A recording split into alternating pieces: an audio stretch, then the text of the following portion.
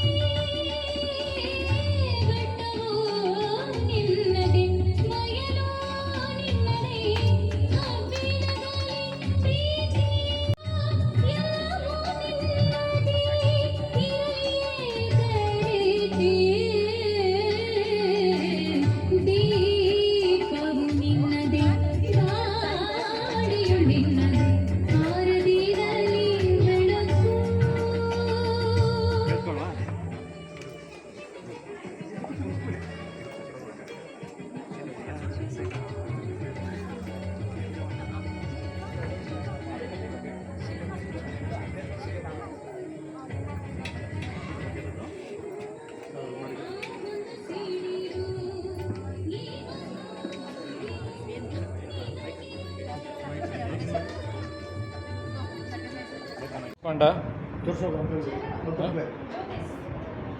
ಪಂಡ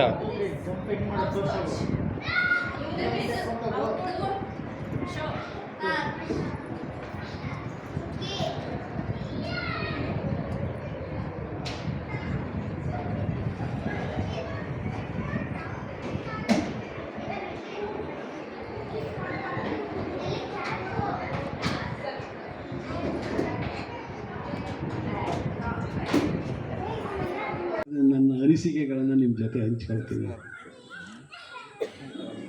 ನಮ್ಮ ಬೆಟ್ಸ್ವಾಮಿಯವರು ನನ್ನ ಒಬ್ಬ ಆತ್ಮೀಯ ಸ್ನೇಹಿತರು.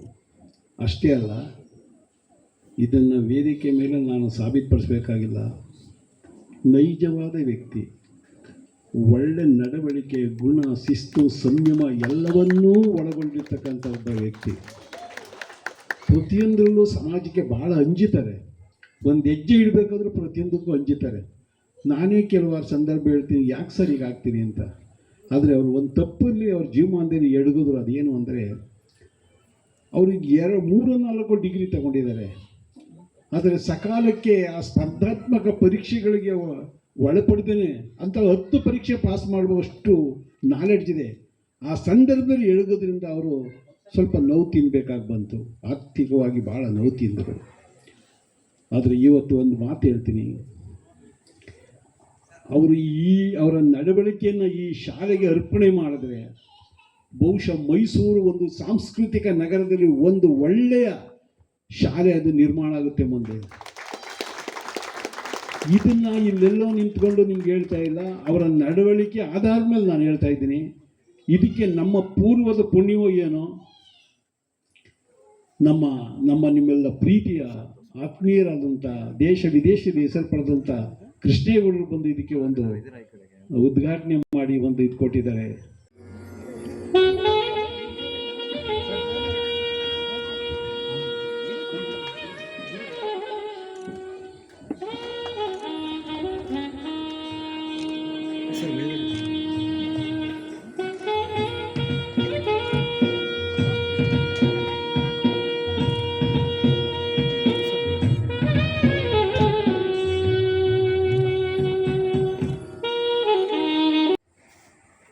ನಿರೂಪಣೆಯನ್ನು ಓಪನ್ ಮಾಡಿದ್ದು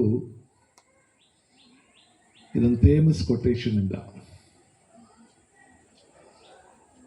education is the strongest instrument which you can use to change the world. ಇದನ್ನು ನಾವು ಬಹಳ ಸಲ ಹೇಳ್ತಿದ್ದೀವಿ. ಅದರ ಪ್ರಶ್ನೆ ಇರೋದು,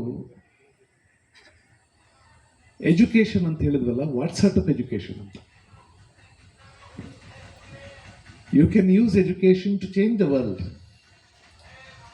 but what is that education?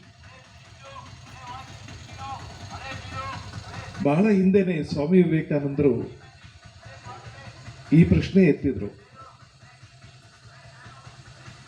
What is education?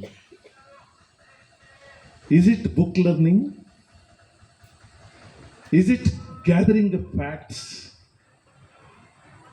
Not at all. ಅವ್ರು ಹೇಳಿದ ಮಾತು. Education, according to him, is assimilation of ideas.